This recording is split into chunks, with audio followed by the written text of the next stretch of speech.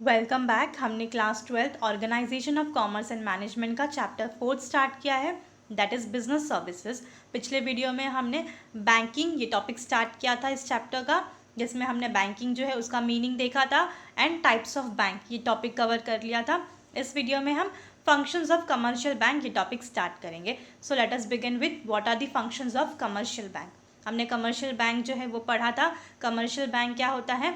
ये नॉर्मली जो बैंक होती है वैसी होती है जहाँ पे कस्टमर्स आते हैं, अपने पैसे डिपॉजिट करते हैं एंड जिनको लोन चाहिए बैंक उनको लोन भी प्रोवाइड करती है। ऑलराइट, तो और क्या क्या अदर फैसिलिटीज़ है, फंक्शंस है जो कमर्शियल बैंक परफॉर्म करता है वो हम देख लेते हैं।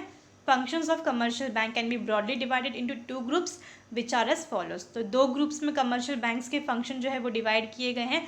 फर्स्ट है primary function, second is secondary function. तो प्राइमरी फंक्शन के अंडर दो अलग अलग टाइप्स हैं। First is accepting deposit and second is granting loan and advances. दूसरा है सेकेंडरी फंक्शन जिसके अंदर अगेन दो टाइप्स हैं, that is agency function and utility functions.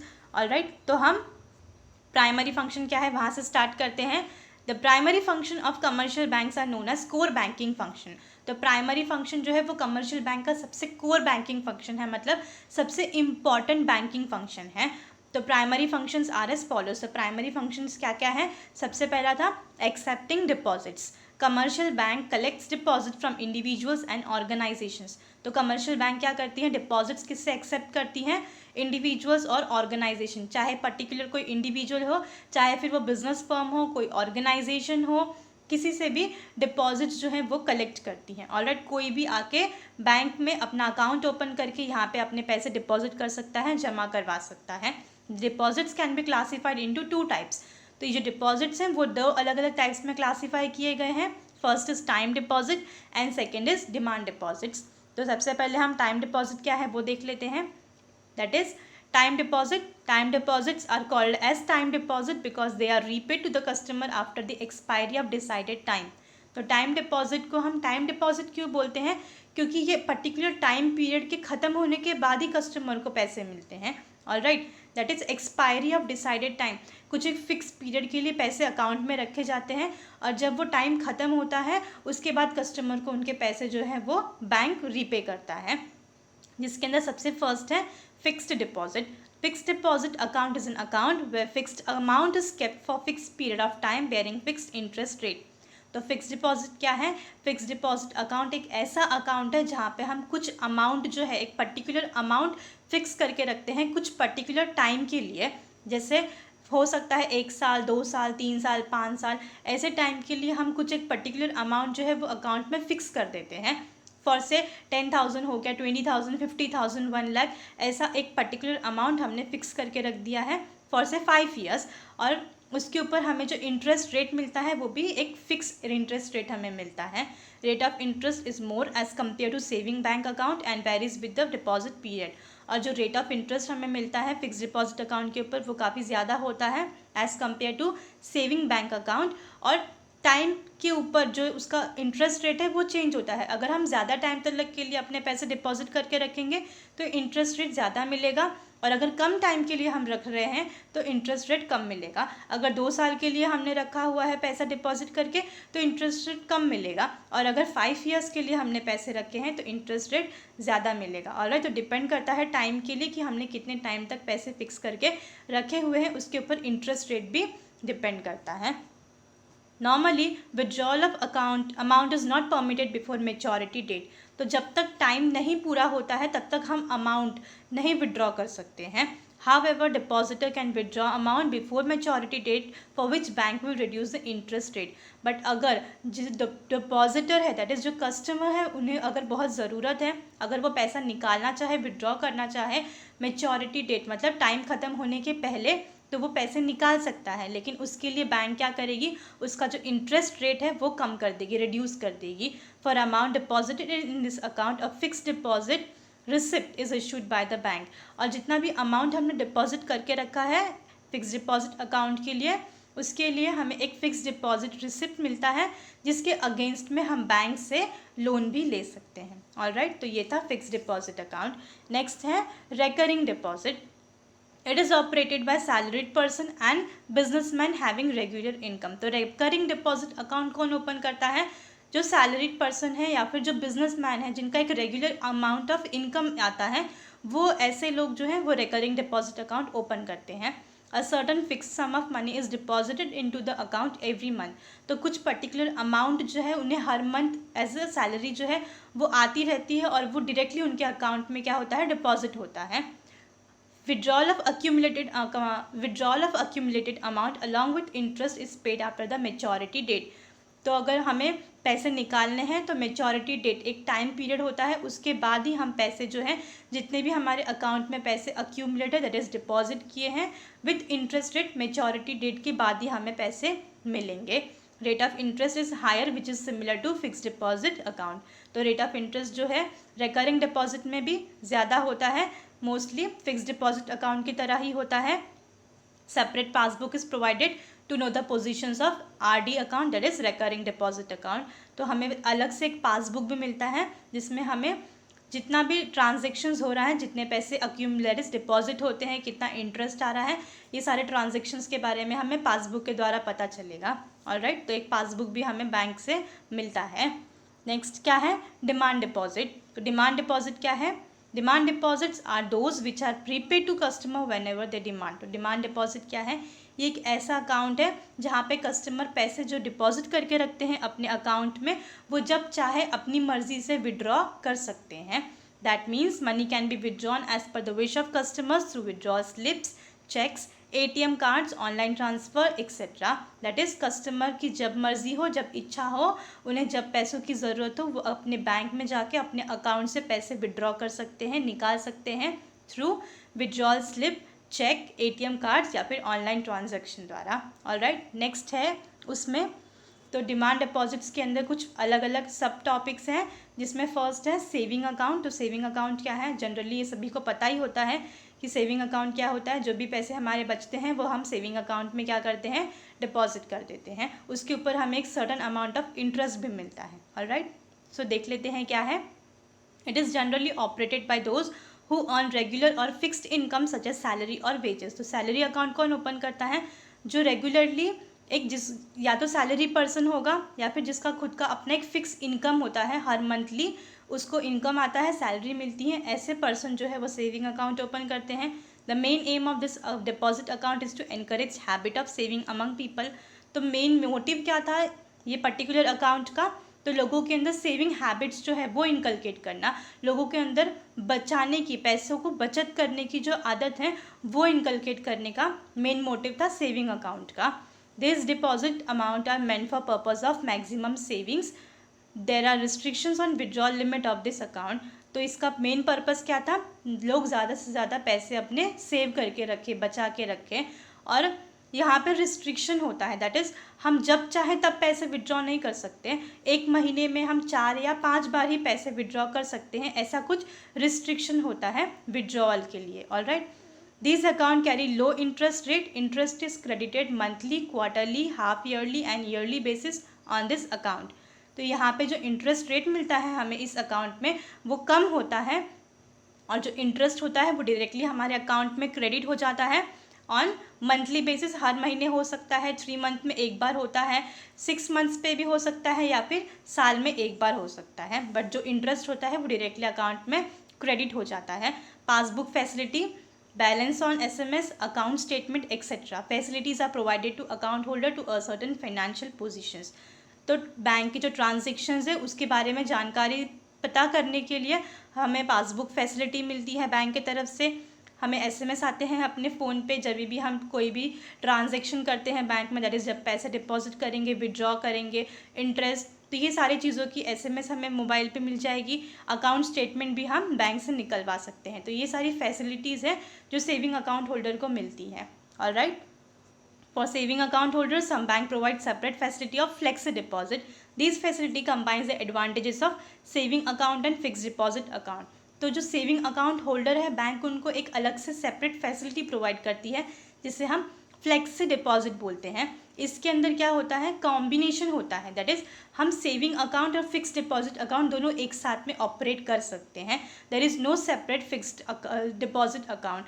तो हमें अलग से डिपॉजिट अकाउंट जो है वो ओपन करने की ज़रूरत नहीं पड़ती in this type of saving a bank account और current deposit account with special features and benefits. तो सेविंग अकाउंट जो है उसी में हमें फिक्स डिपॉजिट अकाउंट जो है उसका भी एक बेनिफिट मिलता है। In this case of multiple options deposit account, the excess amount after a particular limit gets automatically transfer to fix deposit. तो इसमें क्या होता है, एक मल्टीपल ऑप्शन होता है जहाँ पे अगर हमारा जो लिमिट है सेविंग अकाउंट का उससे ज़्यादा अगर हो गया पैसा तो वो डायरेक्टली हमारे फिक्स डिपॉजिट अकाउंट में ट्रांसफ़र हो जाता है। When adequate funds are not available to honor payment or checks in saving account, funds get transferred from fixed deposit to saving account। और अगर कभी हमारे सेविंग अकाउंट में ज़्यादा पैसे नहीं हैं, हमने किसी को पैसे पे करने हैं और ज़्यादा पैसे नहीं है सेविंग अकाउंट में, तो क्या होगा, जो फिक्स डिपॉजिट अकाउंट में हमारे पैसे हैं वो डायरेक्टली ट्रांसफ़र हो जाएंगे हमारे सेविंग अकाउंट में और हम पैसे पे कर सकते हैं किसी और को जिसको हमें पे करने हैं, ट्रांसफ़र हो जाएंगे। Alright, next is current account. तो करंट अकाउंट क्या है?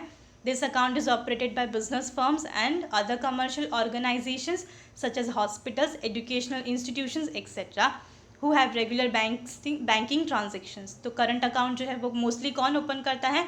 तो जो बिजनेसमैन्स होते हैं, जो बड़े बड़े ऑर्गेनाइजेशंस होते हैं जैसे कि हॉस्पिटल हो गया, एजुकेशनल इंस्टीट्यूशंस हो गए, ये सारे पर्टिकुलर जो इंस्टीट्यूशंस हैं, बिजनेस फर्म्स हैं, वो लोग करंट अकाउंट जो है वो ओपन करते हैं क्योंकि उन्हें रोज़ के बेसिस पे क्या हो रहा है, बैंकिंग का ट्रांजेक्शन, मतलब रोज़ उनको बैंक में जाना पड़ता है, पैसे विड्रॉ करने पड़ते हैं, डिपॉजिट करना पड़ता है, इसलिए वो करंट अकाउंट ओपन करते हैं। In this account there is no restriction on deposits and withdrawal of amount. क्यों ओपन करते हैं? बिकॉज करंट अकाउंट में कोई रिस्ट्रिक्शन नहीं है, हम चाहे जितने बार भी पैसे डिपॉजिट कर सकते हैं और जितने चाहे उतने बार पैसे विड्रॉ कर सकते हैं, पैसे निकाल सकते हैं, कोई भी रिस्ट्रिक्शन नहीं है, कोई भी पाबंदी नहीं है। No interest is paid by the bank on this account. लेकिन बैंक जो है यहाँ पे कोई इंटरेस्ट पे नहीं करती है ये करंट अकाउंट होल्डर को। Alright, overdraft facility is available for this account. For current account bank provide statement of account every month. तो करंट अकाउंट होल्डर्स को एक ओवरड्राफ्ट फैसिलिटी जो है वो अवेलेबल है। दैट इज़ अगर हमारे अकाउंट में ज़्यादा पैसे नहीं हैं और हमें उतने ज़्यादा पैसे, दैट इज़ अगर 10,000 हमारे अकाउंट में है और अगर हमें किसी को 15,000 पे करने हैं तो 5,000 जो है वो एज हमें ओवरड्राफ्ट फैसिलिटी बैंक जो है वो प्रोवाइड करेगी अगर हम बैंक को रिक्वेस्ट करेंगे ओवरड्राफ्ट फैसिलिटी के लिए तो। ऑलराइट, और करंट अकाउंट बैंक क्या करता है, करंट अकाउंट होल्डर को एक स्टेटमेंट मिलता है, दैट इज़ उन्हें हर मंथ, एवरी मंथ उनको एक स्टेटमेंट ऑफ अकाउंट मिलता है ये पता करने के लिए कि उनके अकाउंट्स में ट्रांजेक्शन्स किस तरीके से हो रहे हैं, कितने पैसे उन्होंने विड्रॉ किए, कितने पैसे उन्होंने डिपॉजिट किए। तो उनके बैंक का स्टेटमेंट जानने के लिए उनको एवरी मंथ क्या मिलता है, statement of account which is provided by current banks for current account holder. Alright, next क्या है, granting loan and advances. Bank grant loan and advances to business firms and other who are in need of bank funds.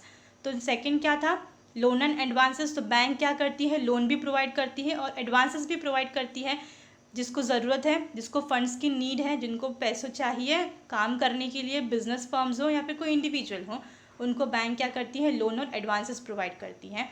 The loan are provided for longer period of time for 1 year and more. तो जो loan होता है वो लंबे समय के लिए provide करते हैं बैंक्स, जैसे 1 साल या उससे ज़्यादा के लिए अगर होगा तो लोन होगा वो। Advances are provided for shorter period for 4 months to 1 year। लेकिन जो एडवांसेस है वो कम टाइम के लिए होता है, जैसे 4 महीने से लेके 1 साल तक के लिए अगर पैसे चाहिए तो उसे हम एडवांसेस बोलेंगे। The advances are in forms of cash, credit, overdraft and discounting of bills. तो एडवांसेस कौन से फॉर्म में होते हैं, cash, credit, overdraft and discounting of bill के फॉर्म में हम एडवांसेस बोलते हैं उसे।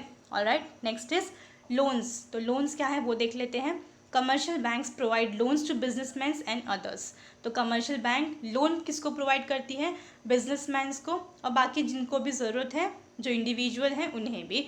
The borrower can use entire amount sanction और कैन विड्रॉ इन इंस्टॉलमेंट। तो अगर जो भी पर्सन चाहे लोन के लिए अप्लाई कर सकता है और बैंक उसे लोन सैंक्शन कर देगी, तो जितना भी अमाउंट है वो पूरा का पूरा अमाउंट हम एक साथ में क्या कर सकते हैं, यूज़ कर सकते हैं या फिर अपने अकाउंट में डाल सकते हैं और इंस्टॉलमेंट में जितना चाहिए उतना हम यूज़ कर सकते हैं पैसा। Interest is charge on the amount sanction. तो जितना भी बैंक ने हमें लोन सैंक्शन किया है वो पूरे अमाउंट पे इंटरेस्ट चार्ज का होगा। दैट इज़ हमें इंटरेस्ट पूरे के पूरे अमाउंट पे जितना लोन हमने लिया है उसके ऊपर हमें इंटरेस्ट पे करना पड़ेगा। Loans are as follows. तो लोन्स के अलग अलग टाइप्स हैं, तो वो देख लेते हैं। फर्स्ट है short term loan are of period up to 1 year to meet working capital requirement of the borrowers. तो शॉर्ट टर्म लोन 1 साल से कम के लिए होता है या फिर 1 साल तक के लिए ही होता है, जो रोज़ की ज़रूरतें होती हैं, जो मोस्टली बिजनेसमैन के लिए काम आती हैं ये। ऑलराइट, नेक्स्ट है medium term loan are for a period of 1 year to 5 year to meet working capital as well as fixed capital requirement of the borrowers. तो मीडियम टर्म लोन कितने time के लिए होता है? ये 1 साल से लेके 5 साल तक के लिए ये वाला लोन होता है, जो किस लिए लिया जाता है? वर्किंग कैपिटल या फिर फिक्स्ड कैपिटल रिक्वायरमेंट की ज़रूरतों को पूरा करने के लिए।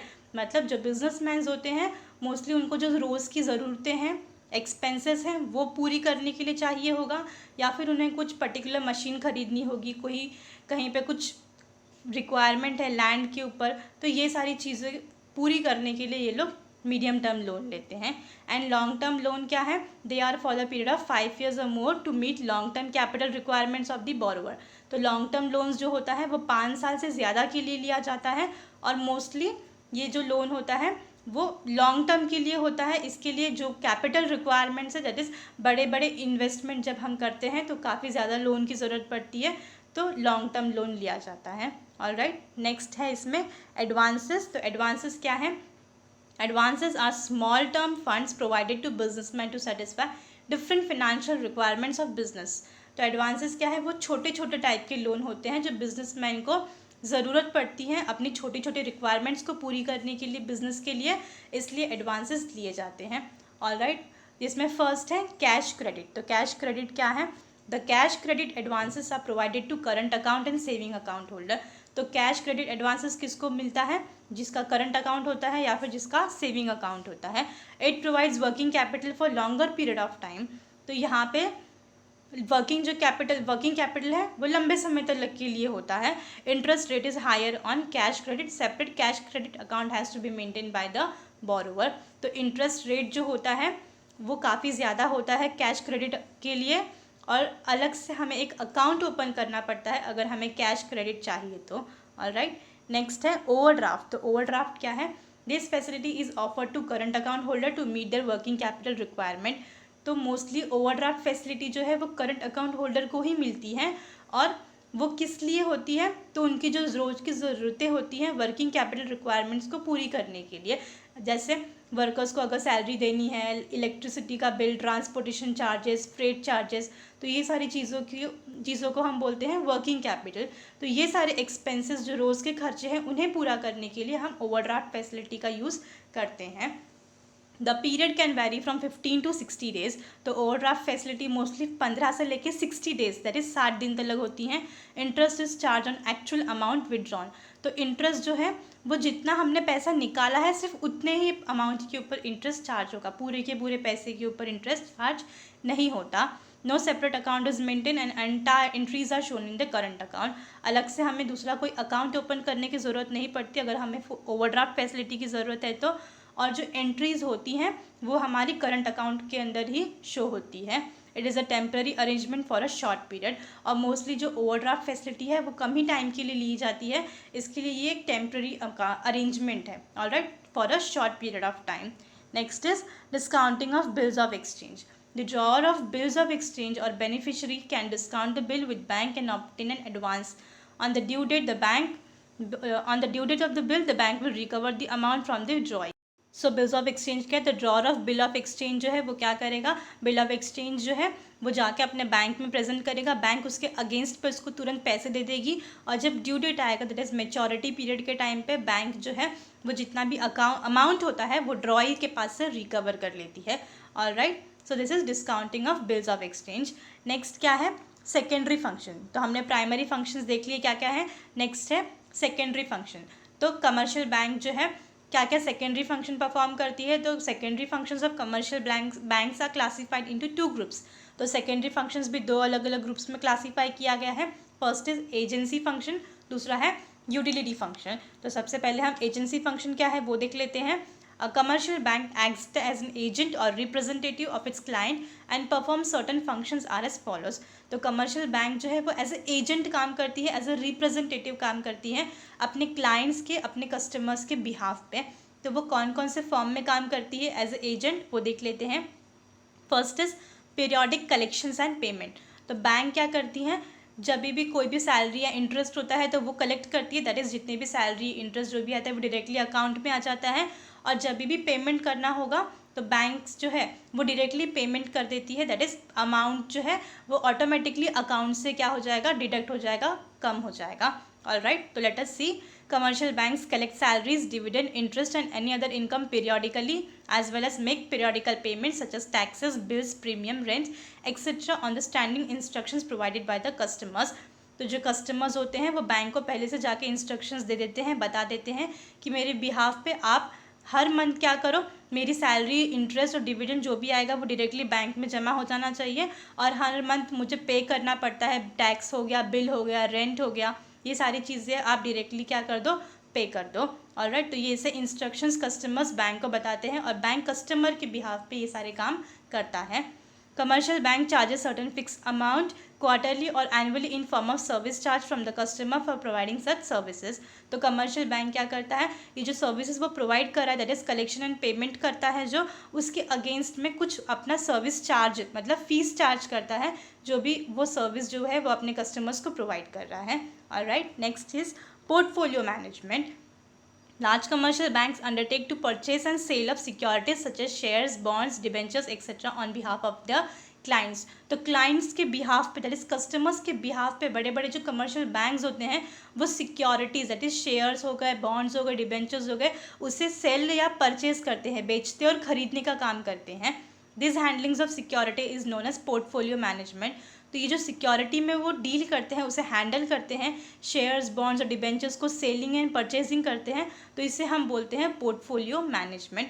Due to this facility more clients are opting for such service for commercial banks. तो क्योंकि कमर्शियल बैंक ये फैसिलिटी भी प्रोवाइड करता है, सिक्योरिटीज़ जो है दैट इज़ शेयर्स, डिबेंचर्स में डील करता है, उसे सेल एंड परचेज करता है, तो काफ़ी ज़्यादा जो लोग हैं वो कमर्शियल बैंक की ये सर्विस लेने के लिए आते हैं. नेक्स्ट क्या है, fund transfer. Commercial bank provide facility of fund transfer from one branch to another branch और ब्रांच ऑफ अनदर बैंक. तो कमर्शियल बैंक्स क्या करती है, फंड्स ट्रांसफ़र करती है. दैट इज़ अगर किसी कस्टमर का एक बैंक में अकाउंट होगा और उसे किसी और ब्रांच में अपना पैसा ट्रांसफ़र करना है तो वो काम कमर्शियल बैंक करती है. या फिर किसी और अगर बैंक में ट्रांसफ़र करने हैं पैसे किसी दूसरे ब्रांच से तो वो भी ट्रांसफ़र करती हैं. Commercial bank comes with various initiatives to make this transactions hassle free. तो कमर्शियल बैंक्स क्या करती हैं, बहुत सारी अलग अलग इनिशिएटिव्स दैट इज़ बहुत सारे काम करती हैं ताकि कस्टमर्स को कोई भी प्रॉब्लम ना हो और ट्रांजेक्शन्स जो हैं वो बिना किसी प्रॉब्लम के फ्री में अच्छी तरीके से हो जाए. Alright, next is dematerialisation. Banks provide dematerialisation facility to their clients to hold the securities in an electronic format. तो बैंक जो है कस्टमर्स को एक अलग से फैसिलिटी भी प्रोवाइड करती है. दैट इज़ जो शेयर्स होते हैं, उनके डिबेंचर्स होते हैं, वो इलेक्ट्रॉनिकल फॉर्म में यहाँ पे बैंक में रखे जाते हैं. On behalf of client it undertakes the electronic transfer of shares in case of purchase और cell.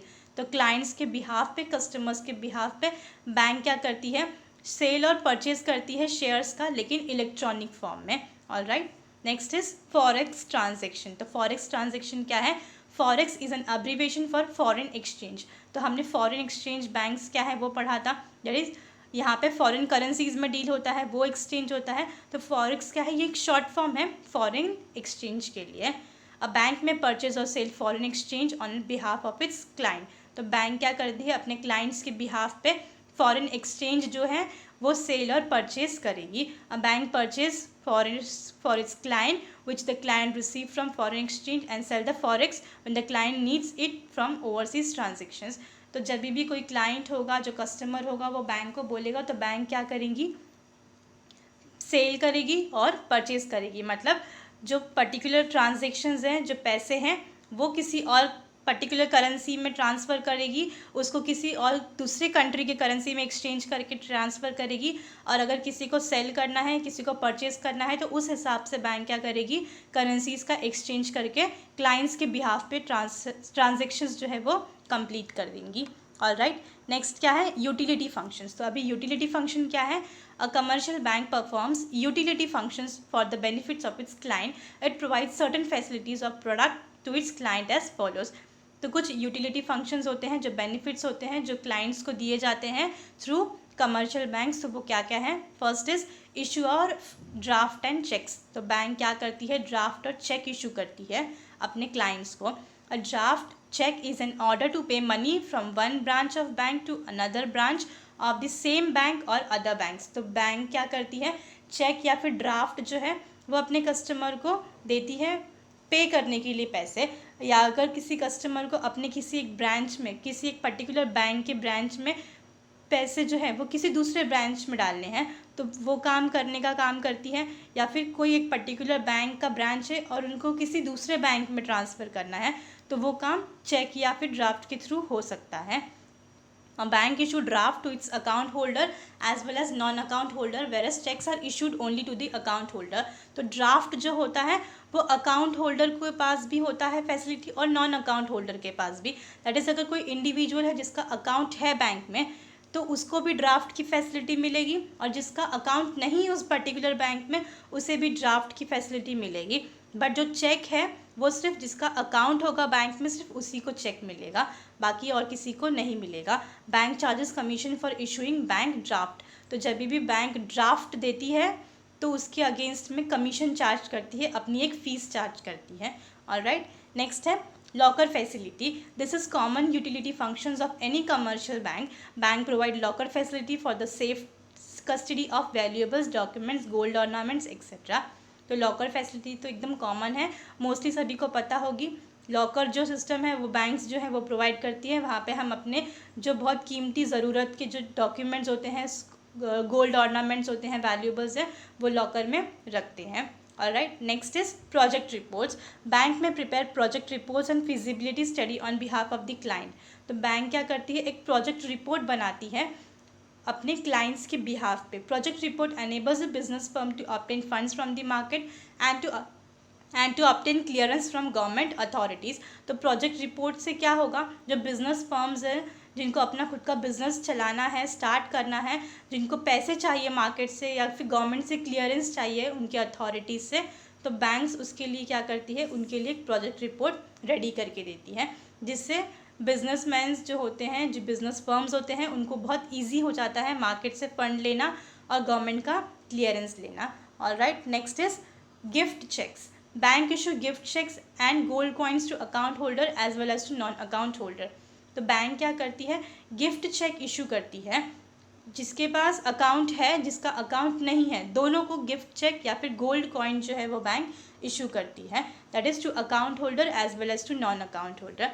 The gift check coins can be used by the client for the purpose of gifting on occasions like birthday, wedding, etc. तो mostly gift check या फिर coins जो होते हैं, gold coins, ये जो है बैंक क्या करती हैं, अपने क्लाइंट्स को देती हैं। और वो जो क्लाइंट्स हैं, मोस्टली ये जो चेक्स होते हैं या फिर जो कॉइन्स होते हैं, वो अपने किसी पर्टिकुलर रिलेटिव्स को, फ्रेंड्स को या फिर किसी को एज अ गिफ्ट जो है वो देते हैं। उनके बर्थडे पे हो गए या फिर उनके वेडिंग एनिवर्सरी हो गई, तो ऐसे पर्टिकुलर ओकेशंस पे गिफ्ट चेक्स और कॉइन्स जो है वो दिया जाता है। और ये सारी फैसिलिटी जो है वो बैंक प्रोवाइड करती है अपने क्लाइंट्स के लिए। ऑलराइट, नेक्स्ट क्या है, underwriting service. A commercial bank में underwrite the issue of securities issued by company, that is bank underwriting service provide करती है। If the shares are not fully subscribed, the underwriting bank agrees to take up the unsubscribed portion for the of the securities।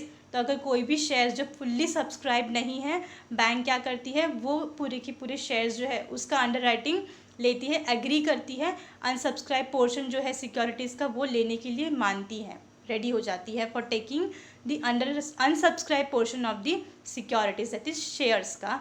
Alright, next क्या है, gold related services. Nowadays many banks are providing gold service to its customer. तो आजकल बहुत सारी gold services जो है banks वैसी type की services that is gold related services भी अपने कस्टमर्स को प्रोवाइड करती है। Banks are commercially buying and selling golds और gold ornaments from customers on large scale basis. तो मोस्टली जो बैंक्स हैं दैट इज कमर्शियली वो क्या करती है, सोना दैट इज़ गोल्ड को सेल और बाय भी करती है, गोल्ड ऑर्नामेंट्स भी हैं वो भी क्या करती है अपने कस्टमर्स से काफ़ी लार्ज स्केल बेसिस पे बाइंग एंड सेलिंग होती है। Some banks also provide advisory service to its customers in terms of gold funds, gold ETF etcetera. तो बैंक्स जो हैं वो काफ़ी सारी एडवाइजरी सर्विस प्रोवाइड करती है, अपने कस्टमर्स को एडवाइस प्रोवाइड करती है कि गोल्ड जो फंड्स हैं वो हम किस तरीके से यूज़ कर सकते हैं, कहाँ पे इन्वेस्ट कर सकते हैं। तो ये सारी पर्टिकुलर चीज़ें जो सर्विसेज हैं वो बैंक प्रोवाइड करती है रिलेटेड टू गोल्ड। ऑलराइट, सो यहाँ पे हमारा जो सिक्योरिटी जो फंक्शंस हैं दैट इज़ कमर्शियल बैंक्स के दोनों functions, primary functions and secondary functions cover up हो गए। आई होप आपको ये दोनों फंक्शंस जो है वो अच्छी तरीके से समझ में आया होगा। नेक्स्ट वाला जो है ई बैंकिंग सर्विस का जो टॉपिक है वो हम नेक्स्ट वाले वीडियो में कवर करेंगे। सो आई होप आपको इस वीडियो का ये पूरा का पूरा टॉपिक जो है वो अच्छी तरीके से समझ में आया होगा। So thank you for your time.